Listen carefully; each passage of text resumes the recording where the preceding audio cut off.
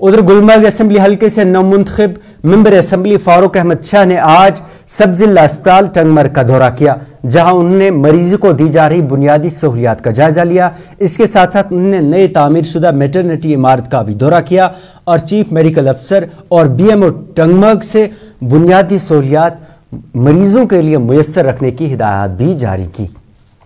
जहाँ तक इस हॉस्पिटल का सवाल है, सब डिस्ट्रिक्ट हॉस्पिटल टंगमर्ग, ये बहुत सालों पहले it was one of the units of the chest disease hospital, और बाद में जो डॉक्टर मुस्तफा कमाल साहब यहाँ के BMO भी रहे, काफ़ी उन्होंने जो है इस हॉस्पिटल को काफ़ी इम्प्रूव किया था and it was considered to be the one of the best hospitals in this area. लेकिन बदकिस्मती से बहुत पीछे रहा है पिछले 22 साल से और इम्प्रूवमेंट नहीं हुई।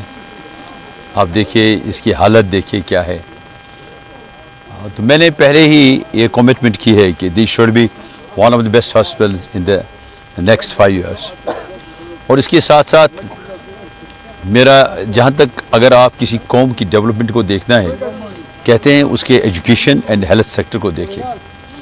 इस इलाके में काफ़ी ज़रूरत है गुड हॉस्पिटल की, क्योंकि जब 4 फुट 5 फुट स्नोफॉल होती है तो आप देखिए लोगों का क्या हाल होता है, और यहाँ से जाना फिर रेफ़र करते हैं पेशेंट्स को Srinagar, it's very difficult for them.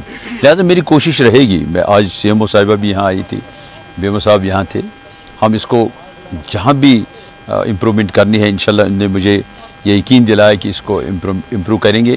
Dialysis unit यहाँ शॉर्टली जो है शुरुआत उसकी होंगी।